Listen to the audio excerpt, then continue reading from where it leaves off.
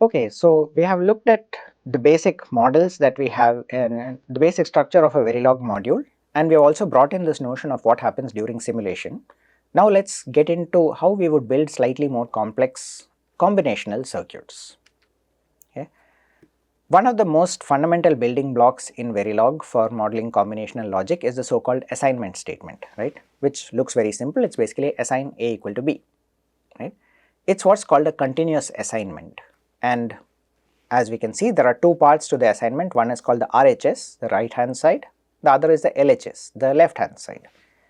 What you are doing is computing something on the right hand side and assigning it to the left hand side, right? And the way that assignment statements are interpreted is any time that there is a change in the RHS, I need to go in and re-evaluate this assignment and update the LHS, right? And as you can imagine, this is very good for simple logic. Of course, assign A equal to B is an extremely trivial form of logic. I could have something more. So, for example, I could have assign S is equal to A XOR B XOR C, right? Slightly more complicated. Or I could have assign C out equal to A ampersand B or B ampersand C or C ampersand A, right? More complicated logic, but nevertheless pretty much something that can be expressed on a single line of code. As you can imagine, as things start to get more complicated, you really don't want to be building up huge and complex assignment statements out here, right? And of course the question becomes, is that a common scenario?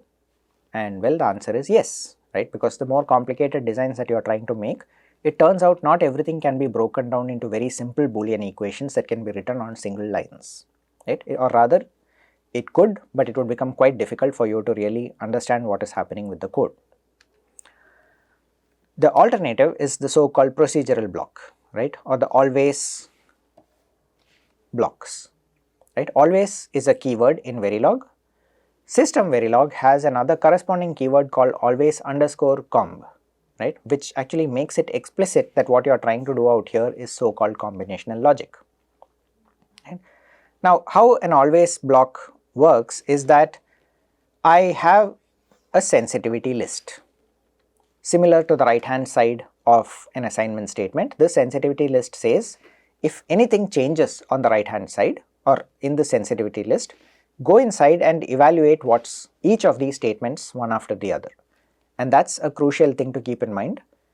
This is one place in Verilog where the order of statements actually does matter.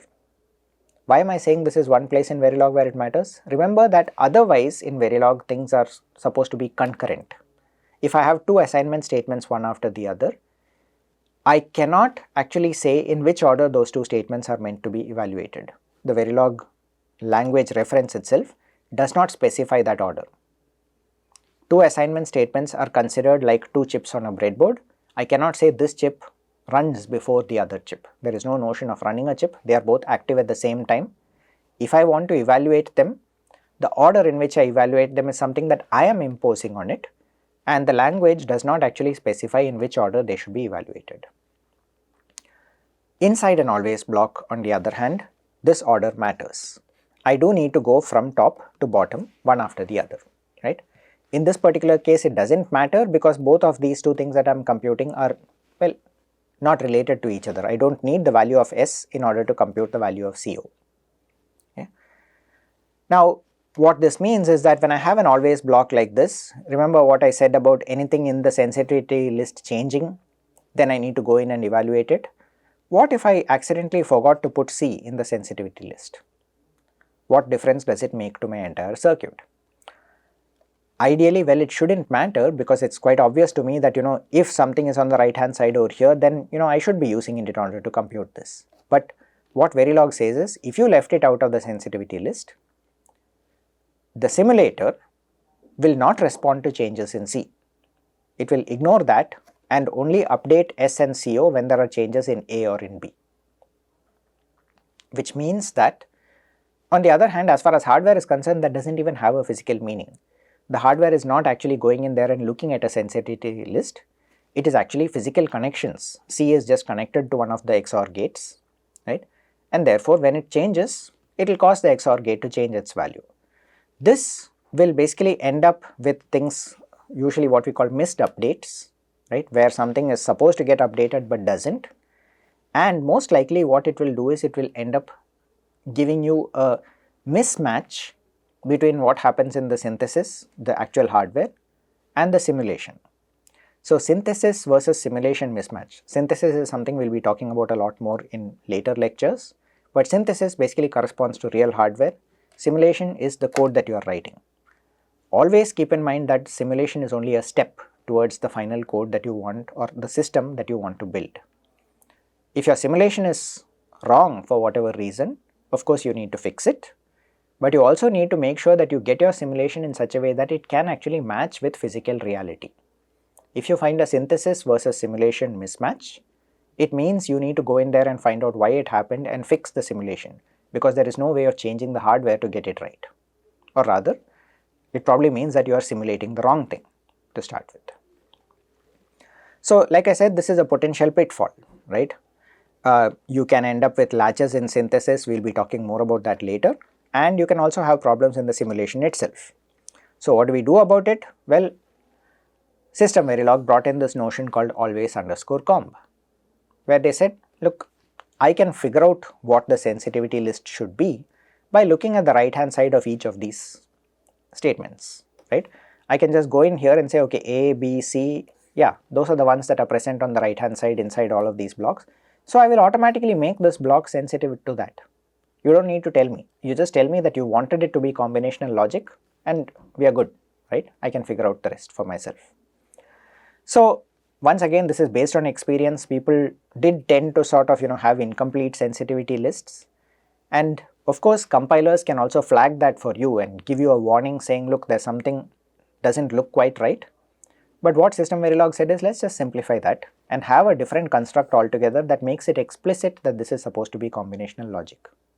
Okay. There is still the possibility of getting latches even with always comb. We'll get to that later, but it's usually much clearer than the potential confusion that results from having an incomplete sensitivity list. Bottom line, right? As I said, at this point in time, most of the tools that we are using have support for System Verilog. Use always comb, right? Don't think twice about it, just use always comb when you want combinational logic.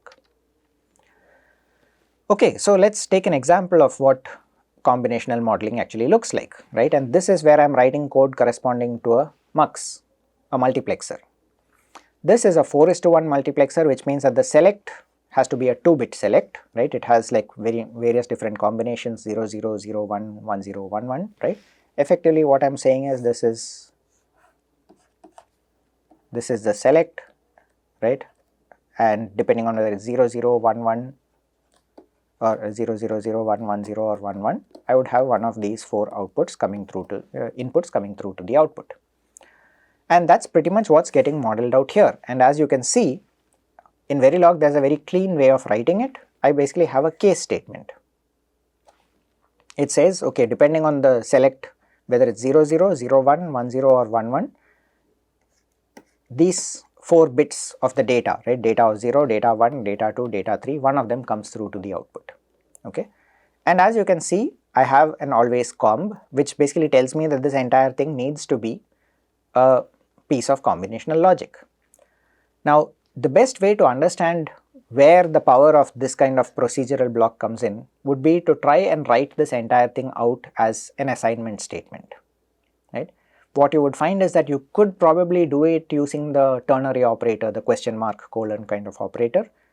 It would start getting quite cumbersome and difficult to understand, right. So this is an example where the fact that you can use a case statement inside an always block makes your code easy to read and understand, right. Now, having said that, there is a number of different possibilities of a number of different pitfalls that you can encounter when you actually try modeling combinational code. And what I am going to do is give a few examples out here, which you should always keep in mind when you are writing code, right. And if you encounter any of these, you should be able to identify what are possible issues that might arise as a result of the way that the code is written. One example is, I showed you the mux previously, but now what I am doing is I have a similar looking piece of logic, but which basically says when the select is 0 0, fine, this is output, when it's 0 1, this is the output. But what happens if the inputs were 1 0 or 1 1? There are missing cases, right? Now what happens in practice is that the synthesis tool now gets confused. It doesn't know what to do, what value to assign to y when the input select is either 1 0 or 1 1. Very often what will end up happening is it will create a so-called latch, which is not the same as a edge triggered flip-flop. It is something which is also a sequential element, but usually not something that you want to have in your hardware, right? So this can actually lead to problems. So you have to be very careful not to miss out on any cases when you are writing your code, okay? This can even be a little bit more subtle, right? Over here I actually, rather than a case statement, I am using if, right? And I have if, else, okay, everything looks fine. The problem is y1 is fine, it's always assigned, whether select is 1 or whether it is 0, I have a value assigned to y1, okay. Notice that even though select was declared as a 2-bit value, I am only using select of 1, so it's fine, select of 0 is just being ignored, that's not a problem as far as the module is concerned. The problem over here is the fact that y2 does not have a default value assigned out here, right. So if I come into this combinational block, I see that either select of 1 or data have changed, I need to go in here, those are the values on the right hand side, the possible sensitivity list, right. I go in here and look at this and say, okay, select of 1 changed, I know that I need to update y1, but what should I do with y2? I don't know what value to give it. Do I hold the last value and then make sure it is given again? Once again, that's a latch, okay. So this is once again a piece of incorrect code in most cases, right. It's almost certainly not what you want to model. There is, because Verilog after all is just a language, a programming language, there is a possibility of creating a so-called combinational loop, right. You can have code that looks like this: temp is equal to y ampersand b, y is equal to a or with temp, right. In a language like C, this is fine. All that it says is, temp had a value out here, I then go in here, I compute a new value, I assign a value to y. It basically used whatever was the value of y, it may be invalid, but it just goes through and does it. The problem with Verilog is, each of these things that we are doing over here is creating events. Every time that I go and change the value of temp, it says, oh wait, temp is there on the right hand side as well, I need to go back and look at the always comb. Then it goes in there, changes the value of y and says, okay, y is also on the right hand side, I need to go back and re-evaluate comb. I update the value of temp and so on. I basically end up in an infinite loop, okay. And this is literally because of the way Verilog semantics are defined, okay. The fact is, this actually corresponds to something that in hardware we would call a combinational loop, which is basically violating the idea of synchronous digital logic design, right. There are reasons why combinational loops are bad in practice. They usually do not correspond to anything physically that we want them to implement, and almost certainly it's an error, right. It can happen in terms of how you write the Verilog code. It's something that you need to be aware of and be able to catch and correct. Now, non-blocking assignments are something that we will come to later, right. The bottom line is that for now the simple thing to do is, people tend to use non-blocking assignments because they suddenly feel like it's an interesting different thing that does not exist in a language like C. The bottom line is, in general, you should not be using non-blocking assignments anywhere except in very specific scenarios where you are trying to model sequential logic, okay. More on that later, but this is also a common pitfall that can sometimes happen. And finally, once again, we have a missing else condition. Just like you had the if else condition, but then something was not assigned in one of the branches, you might also have a scenario where there is a missing else altogether, right. And as a result of the missing else, you basically find that y equal to a is being assigned when enable is 1, but what happens when enable is 0? Again, we don't know what to do, okay. All of these are examples of so-called pitfalls. A pitfall is something which can trip you up. You can fall into a trap, right, which will essentially result in buggy code for you if you are not careful. Things to be avoided, things to watch out for when you are writing code. The important thing to keep in mind always is, don't write Verilog code assuming it's a programming language which will give you something meaningful. You first need to have a picture of what your hardware is supposed to be, and then figure out how to write the code that gets you that hardware, not the other way around, right? Not write your code and then see what hardware it generates. Have a mental picture or a diagram saying this is what my hardware should look like. Now let me write the code that will give me that hardware. Okay, that usually helps to avoid most of these pitfalls. So there are certain things that are considered as preferred coding styles. You should in general follow some of these techniques, and at least it prevents certain kinds of bugs from coming into your code. One of them, as we saw, of course, is make sure that you explicitly have an assignment for every possible combination in if else or similar kind of code. If it was a case, also make sure you don't have missing case statements and so on. The other interesting thing is you could also have the option of just giving default values for all the inputs, right? Remember that always blocks are evaluated from top to bottom. What that means is it will first assign y1 equal to 0 and then go in here and say, okay, maybe y1 is equal to data. That's fine, because actually the synthesis tools will be smart enough to then figure out that eventually by the time you reach the end, if select of 1 is equal to 1, then y1 should have the value of data. And this initial assignment that I gave over here will get overwritten, right? This is actually a safe way of writing code and is a common practice, especially when we are doing things like finite state machines and so on. Once again, how do we make sure that we don't have a possibility of combinational loops? Y is dependent on temp. Temp should not depend on y. Just make sure that you have your code explicitly possible out here, right? You do not have the possibility of such a thing going into a loop by having y also somewhere out here, right? Now, if your logic or the way you have written the function actually puts it such that y should be coming out here, it probably means there is a problem with your code. Incidentally, for those of you who have already thought about programming in C and Python and so on, you have probably come across the notion of recursion in C or in Python. This basically tells you that the idea of recursion basically does not belong in hardware, right? And if you think carefully about how recursion is implemented in software, you will know that there is the notion of a stack which grows dynamically with time. Hardware has no way of creating gates dynamically at runtime. So the whole idea of writing a code which is recursive in Verilog is unfortunately possible, right? It is actually possible to have code which almost looks recursive in certain ways and so on. It's just a bad idea, do not do it, and it's not going to work in practice.